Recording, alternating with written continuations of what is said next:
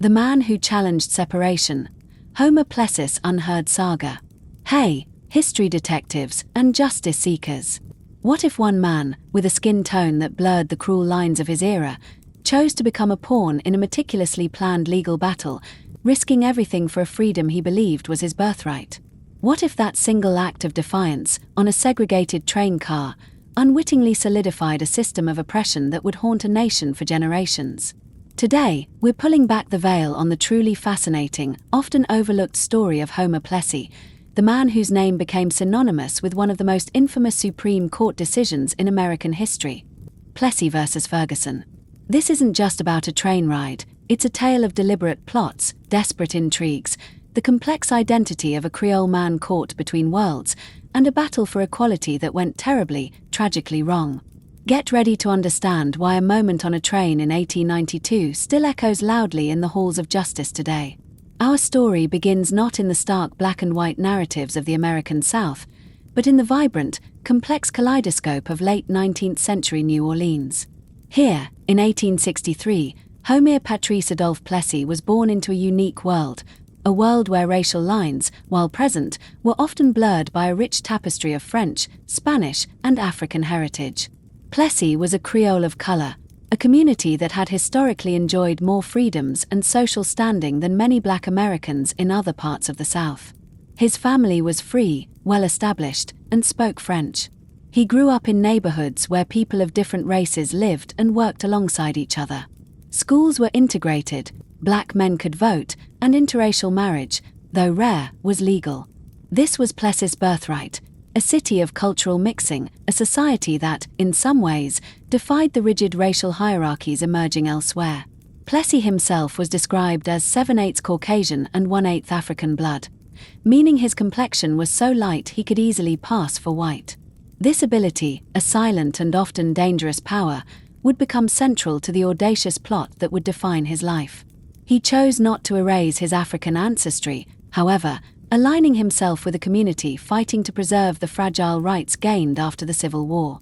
He was a shoemaker by trade, a working man, but also a quiet activist, involved in civil rights groups committed to preserving the gains of Reconstruction.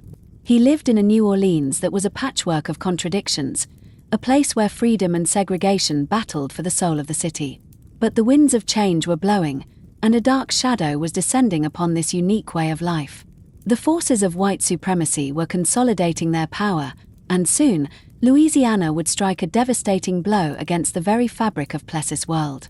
The year is 1890, and the state of Louisiana, determined to formalize racial separation, passed the Separate Car Act. This law mandated equal but separate accommodations for white and colored passengers on all intrastate railway cars. For the Creoles of color in New Orleans, this was a direct assault on their identity and their hard-won freedoms, a literal slap in the face. The question was, how to fight back against a law designed to strip away dignity and equality. Enter the Citizens Committee. This shrewd, multiracial group of civil rights activists, largely composed of prominent Creoles of color, lawyers, and intellectuals, was determined to challenge the law in court. Their strategy was audacious, a calculated gamble against the powerful currents of segregation. They needed the perfect test case, someone whose racial identity would expose the absurdity of the law itself. They sought a person who was legally colored under Louisiana's infamous one-drop rule yet visually indistinguishable from white, someone who could walk into a whites-only car and expose the subjective, arbitrary nature of racial categorization. Homer Plessy, with his light complexion and unwavering commitment to justice, was their chosen man. The plot was meticulously crafted. On June 7, 1892, Plessy purchased a first-class ticket on the East Louisiana Railroad, bound for Covington. The railroad company itself, surprisingly, was in on the plan, as they viewed the Separate Car Act as an unnecessary financial burden. A private detective, Captain Chris Kane, was hired by the committee to be on standby.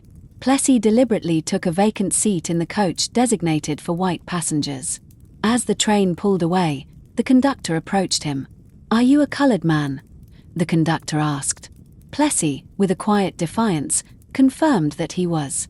The conductor then ordered him to move to the colored car. Plessy refused, citing his rights as an American citizen and a ticket-holding passenger. The stage was set. The hired detective, as planned, arrested Plessy and escorted him off the train. It was a strategic act of civil disobedience, designed not for personal gain, but to create a legal showdown that would dismantle the very foundation of segregation. They believed the Constitution, with its promise of equal protection, was on their side. The legal battle began. Plessy's lawyers, including the formidable Albion W. Tajay, argued that the Separate Car Act violated both the 13th Amendment, which abolished slavery and involuntary servitude, and the 14th Amendment, guaranteeing equal protection under the law. They contended that forcing a person to sit in a colored car imposed a badge of servitude, stigmatizing black citizens and denying them the rights and privileges afforded to white people. This was not just about seats on a train, it was about inherent dignity and legal equality. But the courts of the late 19th century were not interested in such interpretations. Judge John Howard Ferguson, presiding over Plessy's case in New Orleans, ruled against him, upholding Louisiana's right to enforce the segregation law within its borders.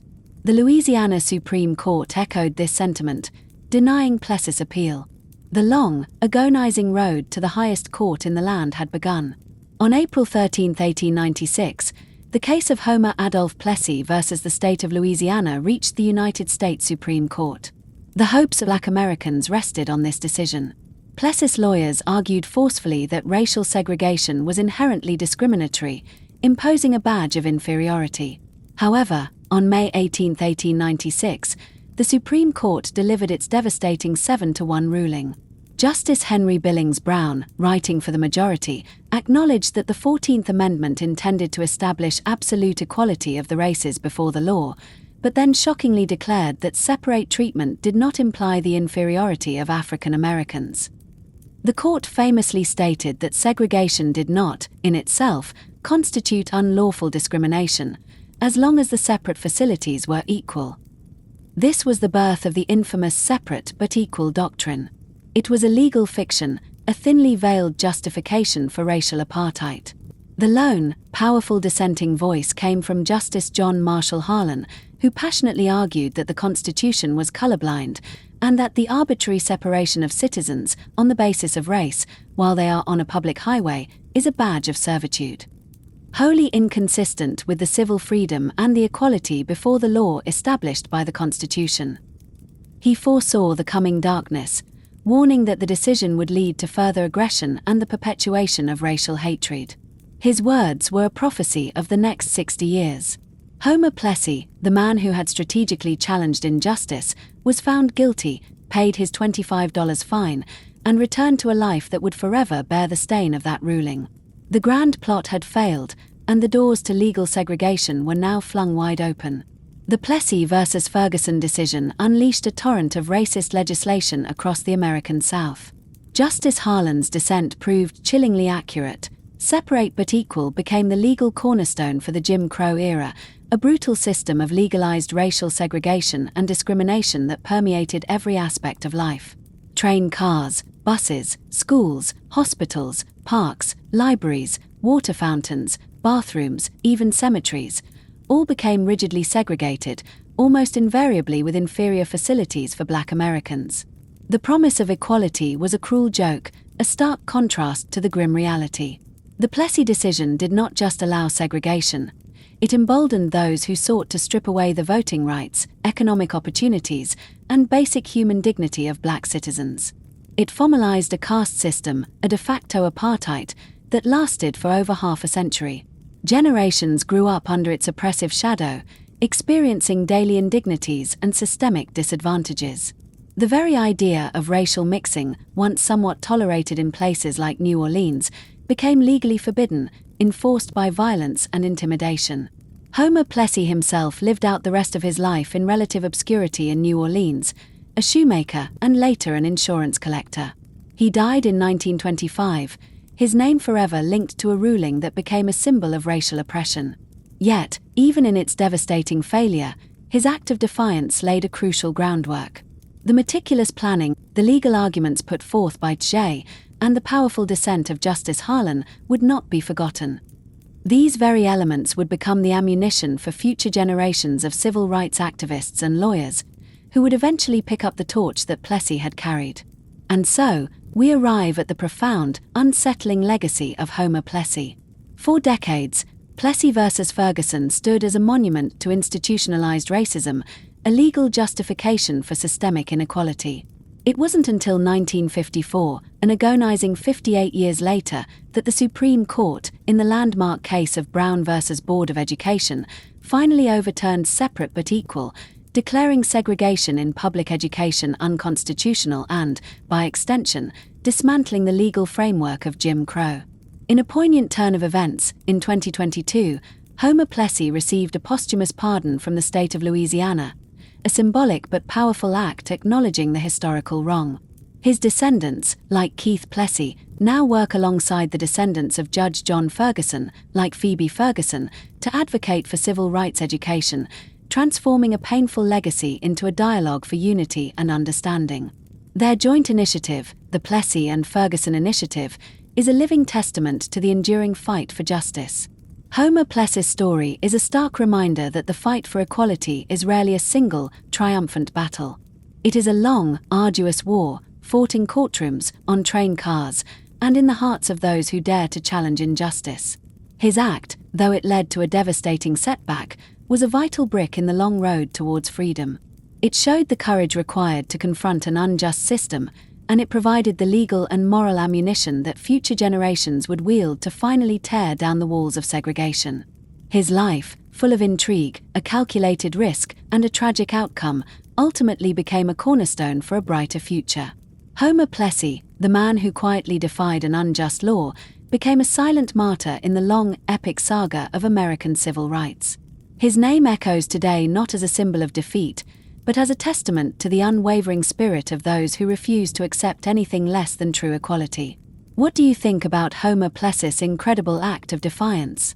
How do you see the echoes of his fight in today's world? Let me know your thoughts in the comments below. And if this journey into history and justice resonated with you, hit that subscribe button. Because here, we're always unearthing the compelling, controversial, and utterly vital stories that shape our world. See you in the next one.